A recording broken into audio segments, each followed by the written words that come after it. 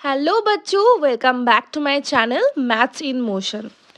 আজকে আমি তোমাদের শেখাবো গণিতের সপ্তম শ্রেণীর যে প্রথম অধ্যায় রয়েছে পূর্বপাঠের পুরালোচনা। তার মধ্যে যে ফার্স্ট অঙ্কটা আছে নিজে করি 1.1-এর ফার্স্ট অঙ্ক, আজকে সেটাই দেখো। এই প্রথম অঙ্কটায় যেমন লেখা হয়েছে যে 1 টাকার 1/2 বা হাফ অংশ সমান সমান কত পয়সা।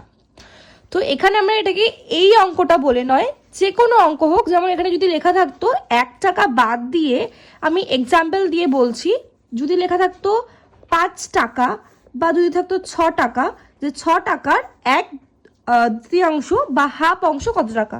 তো সেভাবে এই প্রথমটা আমি 1 দিয়ে বার করছি, তারপরে আমি তোমাকে বাকিগুলোও দেখিয়ে দেবো।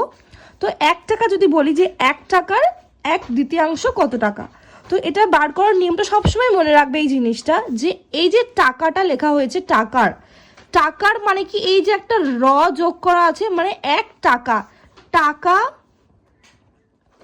তার সাথে যদি আমরা এর যোগ করি একটা, তাহলে সেখানে হয় হচ্ছে টাকার। আচ্ছা, এই টাকার এই যে টা, এটার মানে হচ্ছে গুণ,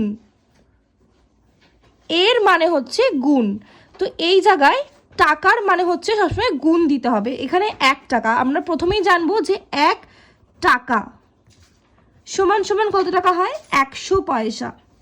পয়সা আমরা কেন বলছি, কারণ এই যে এখানে পয়সায় উত্তর বার করতে দিয়েছে, তো সেই জন্য আমরা সবসময় এখানে টাকাটাকে পয়সায় বার করব, যেটা উত্তরে দেবে সেইভাবে আমাদের বার করতে হবে।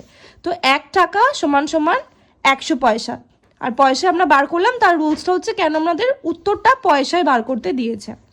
এবার 1 টাকা সমান সমান 100 পয়সা, তো সেখানে এবার বলেছে যে 1 টাকার হাফ অংশ বা 1/3 বা 1/2, তো 100 পয়সা, কারণ 1 টাকা মনে হচ্ছে 100 পয়সা, ইন্টু যেহেতু টাকার 1/2 মানে হচ্ছে গুণ হাফ।